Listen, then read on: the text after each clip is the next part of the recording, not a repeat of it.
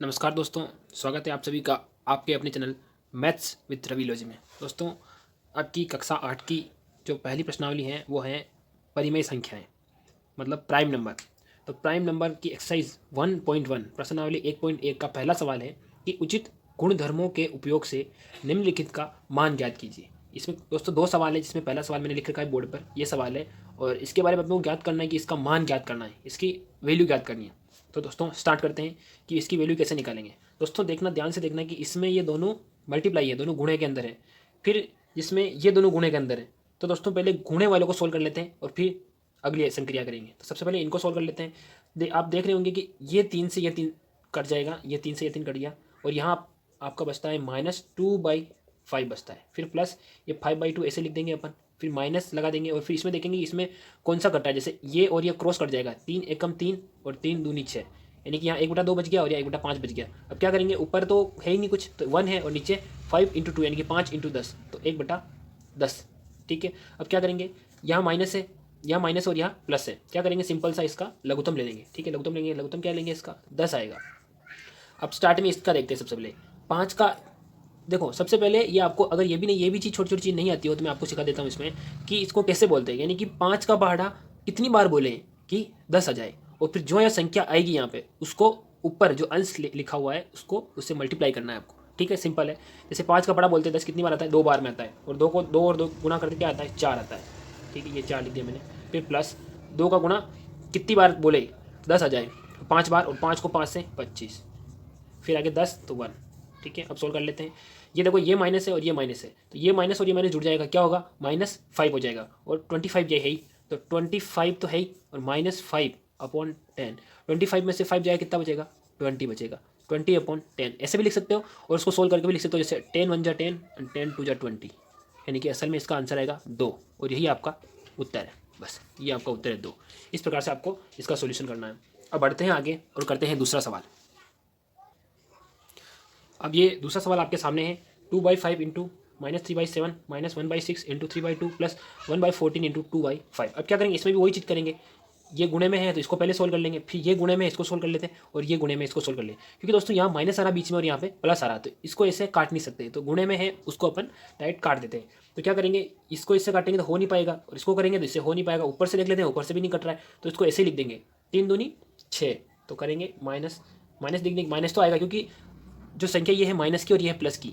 आपको याद रखना होगा कि समान चिन्हों का गुणा धन होता है, यानी कि अगर माइनस माइनस का गुणा करते हैं तो प्लस आता है, और प्लस प्लस का गुणा करते हैं तो प्लस ही आता है। लेकिन अगर माइनस और प्लस का गुणा करेंगे, यानी कि जो ऋण संख्या का गुणा करेंगे, तो माइनस ही आएगा। ठीक है, ये मैंने माइनस लिख दिया पहले से ही। 3 × 2 6 बटा और 7 × 35 होता है, लिख दिया मैंने। फिर माइनस इस सवाल का, फिर इसको यहाँ सोल्व करते हैं। 3 एकम 3 और 3 दूनी 6, यानी कि यहाँ बच जाए 2 × 2 1/4 बच जाएगा। फिर प्लस सवाल का, और यहाँ देखते हैं 2 एकम 2 और 2 7 14, अब बचेगा ऊपर 1 और नीचे 7 × 5, तो इसको उससे गुणा कर लेते हैं, तो यह आ जाएगा 7 × 35, यह आ जाएगा 1/35। ठीक है, अब क्या करेंगे, सिंपल सा इसमें लघुत्तम ले लेंगे। लघुत्तम देखो, ऐसी संख्या लघुत्तम लेंगे जो 4 से भी विभाजित हो और 35 से भी। तो दोस्तों अपन को निकालना है, तो क्या करेंगे, अपन 35 को 4 से गुणा कर लेंगे। यहाँ पे साइड पर कर लेते हैं 35 को 4 से, 5 चौक 20 पर 2 4 3 12 13 14 140, यानी कि अपन लघुत्तम लेंगे 140। ये देखो 140 लेंगे।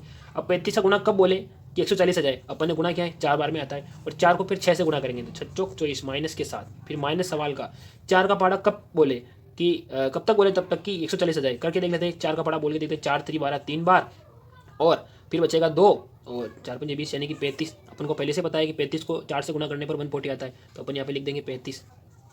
ठीक है, फिर प्लस 35 गुणा कितनी बार बोले कि 140 आ जाए, तो 4 बार, 4 एकम 4। ठीक है, लिख देंगे।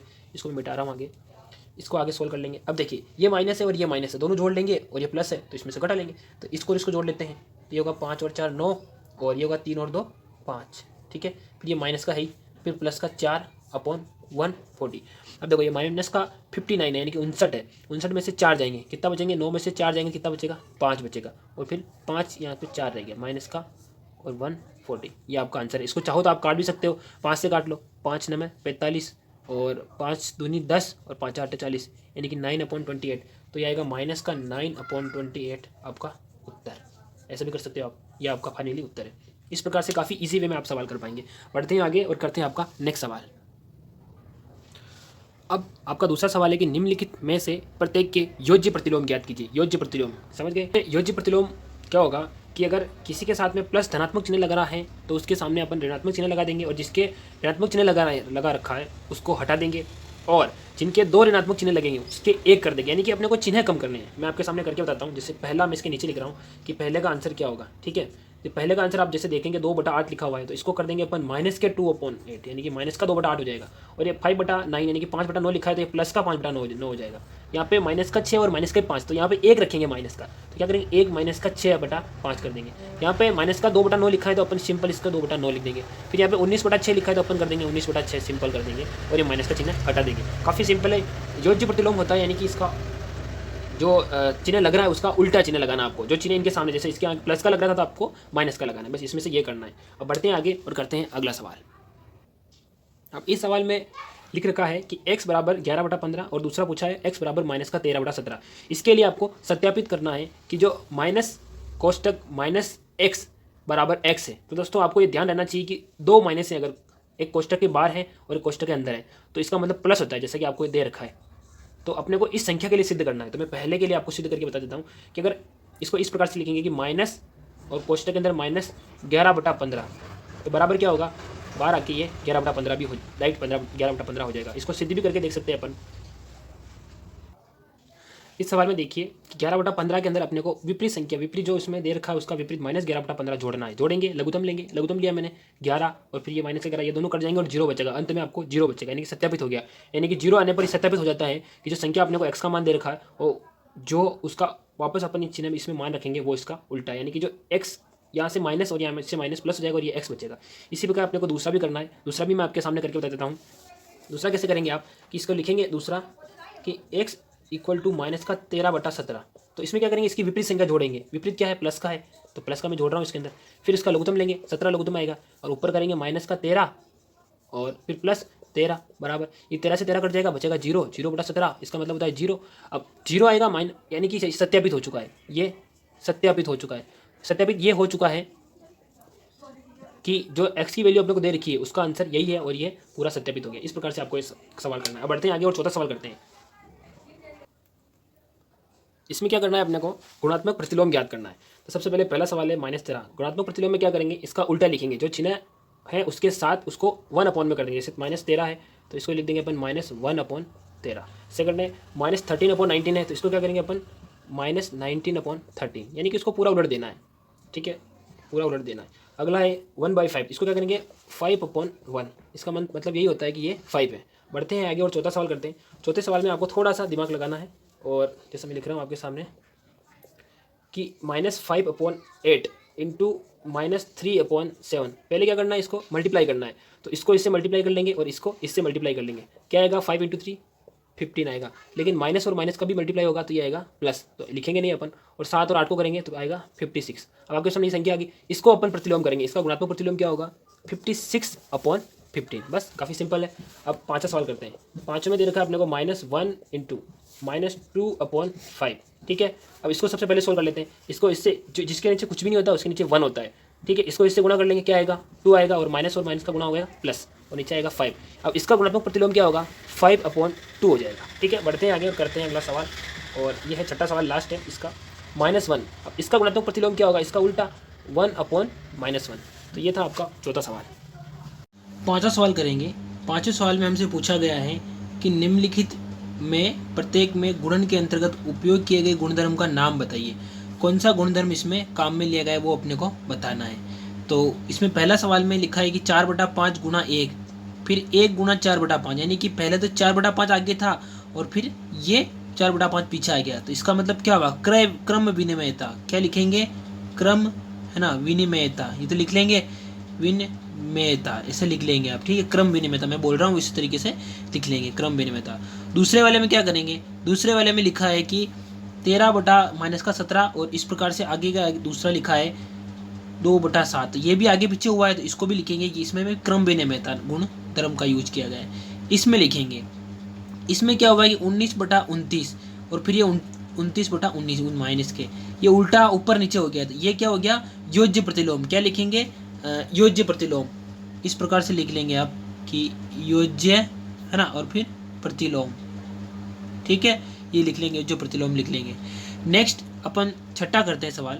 इसमें क्या केवल गुणधर्म के नाम बताने हैं पांचों में। छठा करेंगे। छठे में लिखा है 6/13 को माइनस के 7/16 के व्युत्क्रम से गुणा कीजिए। अब इस प्रकार से लिखेंगे 6/13 में यहाँ लिख रहा हूँ गुणा, ये 7/16 को क्या लिखेंगे माइनस के 16/7, इस प्रकार से लिखेंगे। फिर गुणा कर लेंगे, 16 को 6 से करेंगे 96 आएगा, 16 छक्के 96, और 13 को 7 से करेंगे 13 7 91, और ये माइनस के। ठीक है, ये माइनस का है आगे, तो ये सिंपल से कर लेंगे और इसका ये आंसर हो जाएगा माइनस के 96/91, यानी कि 96/91। तो सातवां करेंगे। सातवें में हमसे पूछा गया है कि बताइए कौन से गुणधर्म की सहायता से आप ये इसको सोल्व करेंगे सातवें में। तो सातवें में इसमें लिखने, सातवें में डायरेक्ट आंसर लिख लेना कि गुणात्मक साहचर्य गुणधर्म लिख लेंगे। इसमें गुणात्मक साहचर्य गुणधर्म से हम इसको सोल्व करेंगे। अगला है 8वां सवाल। इसमें लिखा है क्या -1 से 1/8 का गुणात्मक प्रतिलोम 8/9 है, क्यों और क्यों नहीं, इसके बारे में बताना है। तो -1 सही 1/8 को कैसे लिखेंगे, 8 को 1 से गुणा करेंगे, कितना आएगा 8 एकम 8, और फिर 1 जोड़ देंगे 9, तो माइनस के 9/8 आ जाएगा। लेकिन यह लिखा है 8/9 है क्या, तो ये 8/9 की जगह पे 9/8 हो गया, लेकिन ये माइनस का नहीं है। तो माइनस का नहीं होने के कारण इसको क्या लिखेंगे हम, ये गुणात्मक प्रतिलोम नहीं है, तो इसका आंसर नहीं है लिख के इस प्रकार से इसको एक्सप्लेन कर देना। अगला सवाल करते हैं। 3 सही 1/3 का गुणात्मक प्रतिलोम 0.3 है, क्यों और क्यों नहीं। तो 3 सही 1/3 को क्या लिखेंगे, 3 को 3 से गुणा करेंगे 9, और प्लस 1 10, 10/3 इस प्रकार से आ जाएगा। और 10/3 का गुणात्मक यानी कि 3/10 इस प्रकार से आ जाएगा गुणात्मक प्रतिलोम। और 3/10 मतलब 0.3 आ जाता है, यानी कि ये 0, ये 10 नीचे होने के कारण ये पॉइंट ऊपर लग गया, 0.3 आ गया, तो ये है। तो इसमें लिखेंगे ये गुणात्मक प्रतिलोम इसका है, इसका ये आंसर हो जाएगा। सवाल में रिक्त स्थान की पूर्ति करनी है। पढ़ेंगे पहला। इसमें लिखा है कि ऐसी परिमेय संख्या जिसका कोई व्युत्क्रम नहीं है। तो ऐसी कौन सी परिमेय संख्या जिसका व्युत्क्रम नहीं है, तो इसका आंसर क्या लिखेंगे आप, इसका आंसर लिखेंगे कि 0 एक ऐसी परिमेय संख्या है, या 0 यानी p/q के रूप में लिखा जा सकता है। तो 0 एक ऐसी परिमेय संख्या है जिसका कोई भी व्युत्क्रम नहीं है, ये लिख लेंगे आंसर। दूसरा है कि परिमेय संख्या है जो अपने व्युत्क्रम के समान है, यानी कि 1 और -1 ये अपने व्युत्क्रम के समान है। ठीक है। तीसरा है परिमेय संख्या जो अपने ऋणात्मक के समान है। ऋणात्मक के समान कौन होगी, 0। अब 0 को इसका माइनस भी करोगे तो 0 ही रहेगा, 0 की कोई वैल्यू नहीं है वैसे भी।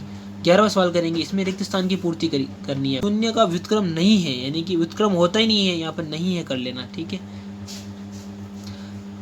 इसका दूसरा है संख्याएं 1 और -1 स्वयं की व्युत्क्रम है, और -5 का व्युत्क्रम क्या होता है, -1/5 हो जाएगा। 1/x जहाँ x का मान 0 नहीं है का व्युत्क्रम क्या होगा, खुद x होगा। और फिर लिखेंगे 2 परिमेय संख्याओं का गुणनफल हमेशा परिमेय संख्या होती है, यहाँ पर लिखेंगे परिमेय संख्या होती है। और फिर नेक्स्ट है कि किसी धनात्मक परिमेय संख्या का व्युत्क्रम ये धनात्मक होता है, खुद धनात्मक होता है। बस इतने से करने। आई होप कि पूरी वीडियो समझ में आ गई होगी। पूरी प्लेलिस्ट देखने के लिए डिस्क्रिप्शन बॉक्स चेक करें। वीडियो पसंद है तो वीडियो को लाइक करें, चैनल पर नहीं तो सब्सक्राइब जरूर करें।